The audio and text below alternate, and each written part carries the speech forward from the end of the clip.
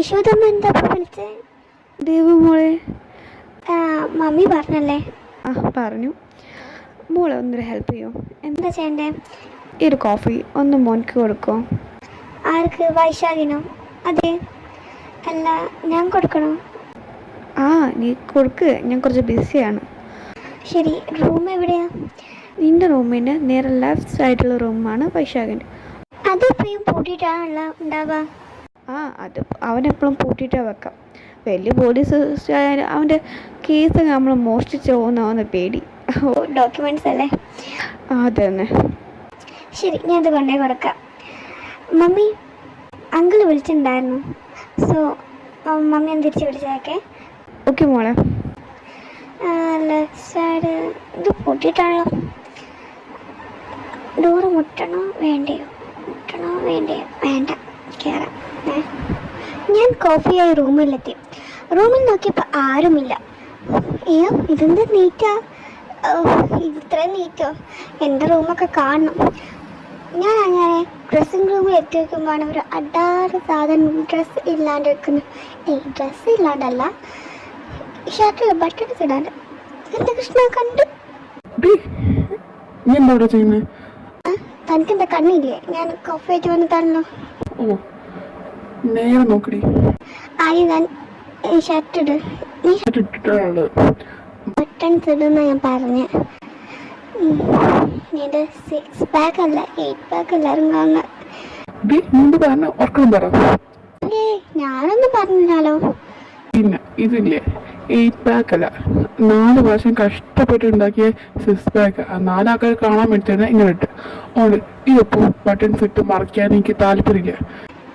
നാണക്കേട്. എന്നെ കാണിക്കാൻ വേണ്ടി ആയിരിക്കും അല്ലേ? പിന്നെ നിന്നെ കാണിക്കാൻ വട്ടോ.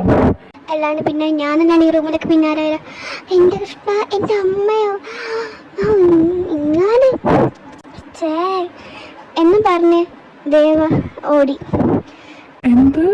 നാട്ടിലവിടെ പെണ്ണില്ലാത്തോണ്ടല്ലോ 10-40 വയസ്സുള്ള അമ്മേനെ നോക്കുന്നു. ദേവ ഓടി അവളുടെ റൂമിലായിരുന്നു കയറിഞ്ഞ്. അവൾക്ക് കണ്ട കാഴ്ച ഒരിക്കലും മറക്കാൻ വിധത്തിൽ അവളെ മനസ്സിൽ പതഞ്ഞു. എന്ത് ഓട്ടാ! എൻ്റെ കൃഷ്ണ, നീ എനിക്ക് തന്നെ കാണിച്ചു തന്നല്ലോ. കുറച്ച് സമയത്തിന് ശേഷം രാത്രി എല്ലാവരും ഡിന്നർ കഴിച്ച് ലിവിങ് റൂമിൽ ഇരിക്കുമ്പോൾ അപ്പോ എങ്ങനെ കാര്യങ്ങള് കൂട്ടും പറയാലോ? ആടാ, ഇനി പറ. വൈശാഖി, ദേവിക, രണ്ടാളോട് വെച്ച് പറയാണ്ട് ഈ വരുന്ന 20-ന് നിങ്ങളെ കല്യാണം ഉറപ്പിച്ചിരിക്കുകയാണ്.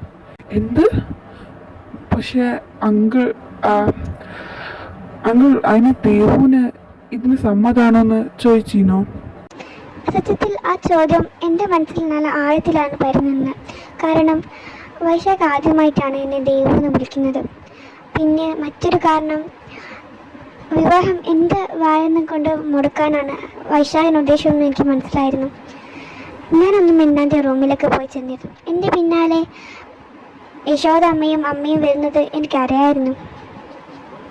മോളെ ദേവു, ഞങ്ങൾ ഒരിക്കലും നിങ്ങളെ മോശം ആഗ്രഹിച്ചൊന്നും ചെയ്യില്ലല്ലോ.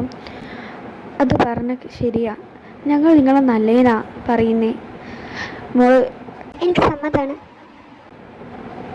മോക്ക് ഉറപ്പാണോ? അതെ. അത് കേട്ടപാടെ അവർ താഴോട്ടൊക്കെ ഇറങ്ങി. സത്യത്തിൽ എൻ്റെ നാവ് ചതിച്ചതായിരുന്നു. പക്ഷെ എൻ്റെ മനസ്സ് നിറയെ വൈശാഖായിരുന്നു. ഈ കുറഞ്ഞ സമയത്തിനുള്ളിൽ അവൻ എൻ്റെ മനസ്സ് കീഴടക്കി കഴിഞ്ഞിരിക്കുന്നു. താഴെ അവർ ലിവിങ് റൂമിലെത്തി. അവർ എല്ലാവരുടെയും ഈ സന്തോഷ വാർത്ത പറഞ്ഞു. നിങ്ങളെല്ലാവരും കേട്ടോ? നമ്മളെ ദേവു കല്യാണത്തിന് സമ്മതിച്ചിരിക്കുന്നു. നമ്മൾ സന്തോഷം പോലെ ഈ ഒരു പരിപാടി നമുക്ക് ആഗ്രഹം പോലെ നടത്തണം. എല്ലാവരുടെ മുഖത്തും പുഞ്ചിരി ഉണ്ടെങ്കിലും വൈശാഖ് ഒരു ഞെട്ടലോടാണ് ഇത് കേട്ടിരുന്നത്. കുറച്ച് സമയത്തിന് ശേഷം എല്ലാവരും ഉറങ്ങാൻ പോയി. പക്ഷേ 2 പേരും മാത്രം ഉറങ്ങിയില്ല. ദേവുനും വൈശാഖിനും ഉറക്കം വരുന്നുണ്ടായിരുന്നില്ല. അവരിരുവരും ബാൽക്കണിക്ക് ചെന്നു.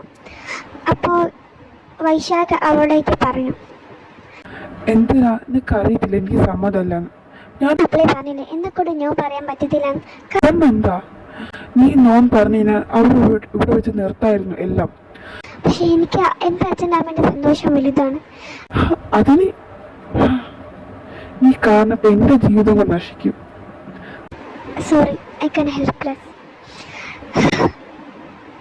ആ ദേഷ്യത്തിൽ അവിടെ നിന്ന് പോയി. കുറച്ച് സമയം ദേവു അവിടെ തന്നെ നിന്നു.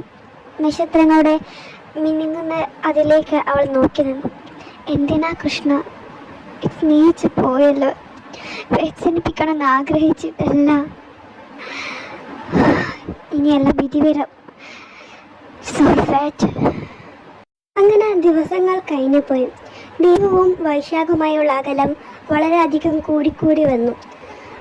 അവസാനം ആ ദിവസം വന്നെത്തി, അവരുടെ വിവാഹ ദിവസം.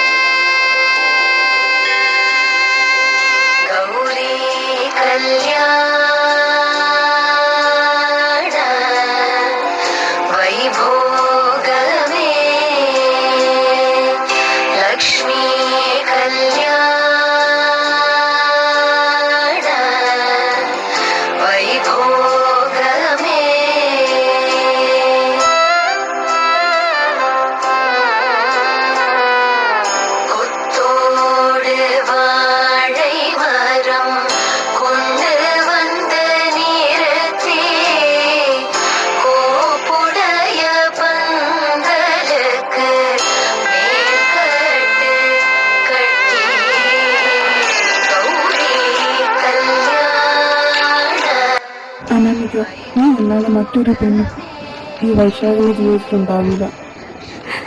എനിക്കറിയില്ലേ എൻ്റെ വൈശാഖ് എൻ്റെത് മാത്രമാണെന്ന്. അനാമിക, നീ മാത്രമായിരിക്കും.